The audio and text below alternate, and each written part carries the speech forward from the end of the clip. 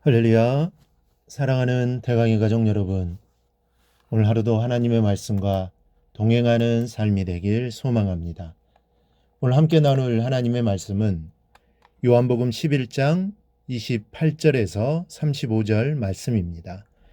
이 말을 하고 돌아가서 가만히 그 자매 마리아를 불러 말하되 선생님이 오셔서 너를 부르신다 하니 마리아가 이 말을 듣고 급히 일어나 예수께 나아가매 예수는 아직 마을로 들어오지 아니하시고 마르다가 맞이했던 곳에 그대로 계시더라. 마리아와 함께 집에 있던 위로하던 유대인들은 그가 급히 일어나 나가는 것을 보고 곡하러 무덤에 가는 줄로 생각하고 따라가더니 마리아가 예수 계신 곳에 가서 배웠고 그 발 앞에 엎드려 이르되 주께서 여기 계셨더라면 내 오라버니가 죽지 아니하였겠나이다 하더라. 예수께서 그가 우는 것과 또 함께 온 유대인들이 우는 것을 보시고 심령에 비통히 여기시고 불쌍히 여기사 이르시되 그를 여기 두었느냐 이르되 주여 와서 보옵소서 하니 예수께서 눈물을 흘리시더라. 아멘. 예수님의 행적 가운데 소홀히 할 수 없는 중요한 부분이 있습니다. 바로 신유입니다. 병든 영혼을 치유하신 것뿐만 아니라 병든 육체를 고치심으로 자유를 주셨습니다. 오늘은 예수님께서 병든 자를 치유하셨던 그 능력이 어디에서 비롯되었는가를 살피며 은혜를 나누도록 하겠습니다.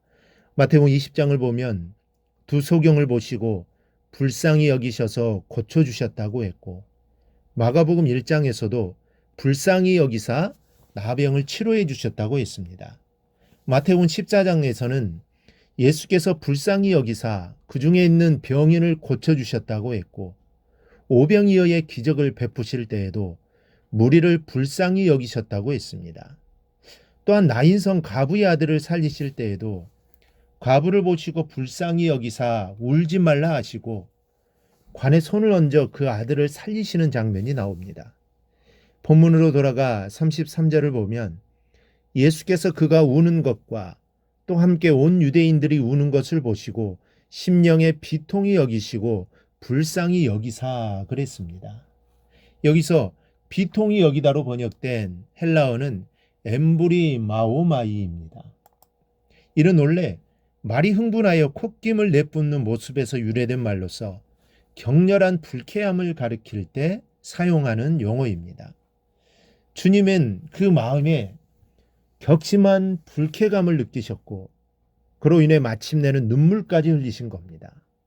그렇다면 주님을 그처럼 불쾌하게 만들어 눈물까지 흘리게 만든 요인이 무엇이겠습니까? 그것은 바로 인간들의 불신앙입니다. 주님은 평소에 나사로 가정에 자주 들러서 숙식을 같이 하며 천국의 영생 진리를 가르치셨습니다. 당신 영원한 생명을 주시고자 온 메시아임도 누누이 가르치셨을 것입니다. 그럼에도 마리아는 주님의 가르침을 믿지 않고 나사로의 죽음으로 인해 슬픔에 쌓여 있습니다. 또 조문객들도 함께 있었다고 했는데 그들 중에는 진심으로 슬퍼하는 친지도 있었으나 돈을 받고 울어주는 호국꾼들도 있었습니다.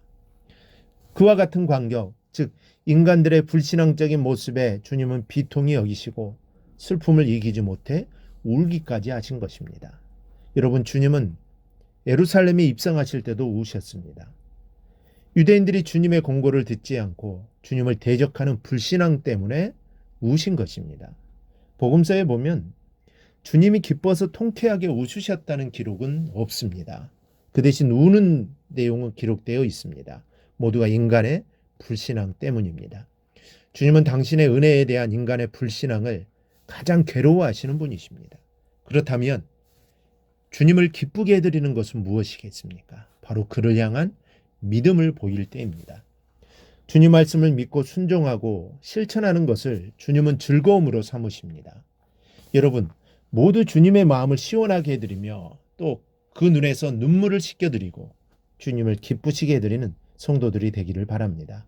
그런데 나사로를 찾아오신 주님께서 이 눈물을 흘리셨다는 것을 우리는 잘 기억해야 할 것입니다. 사실 주님께서는 우실 필요가 없는 분이십니다. 잠시 후에는 나사로가 무덤을 스스로 걸어 나올 것을 아셨고 또한 그러한 능력이 주님께는 충분히 있었기 때문입니다. 그럼에도 불구하고 왜 주님께서는 눈물을 흘리셨는가? 우리가 생각해 봐야 할 문제입니다. 주님께서는 전능하신 분이셨으나 사람들의 슬픔을 그대로 받아들이셨고 그들의 슬픔을 자신의 슬픔으로 생각하셨습니다.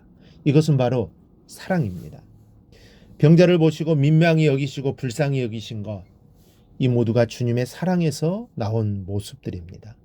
오늘 본문에서 알아야 할 것은 예수님의 신유의 역사는 사랑에서 그 능력이 발단되었다는 것입니다. 나사로를 향해 눈물을 흘리신 것도 그를 향한 사랑이 용솟음쳤기 때문입니다. 예수님께 십자가를 지실 수 있었던 것도 사랑의 힘 때문이요. 병든 자를 치유해 주신 것도 사랑 때문입니다. 그리고 그 사랑 안에 하나님의 능력이 나타나게 된 것입니다. 여러분, 가장 능력 있는 기도는 어떤 기도인지 아십니까? 바로 사랑의 기도입니다. 그래서 자녀를 향한 가장 능력 있는 기도는 부모의 기도입니다. 왜냐하면 부모만큼 큰 사랑으로 기도해 줄 수 있는 사람이 없기 때문입니다.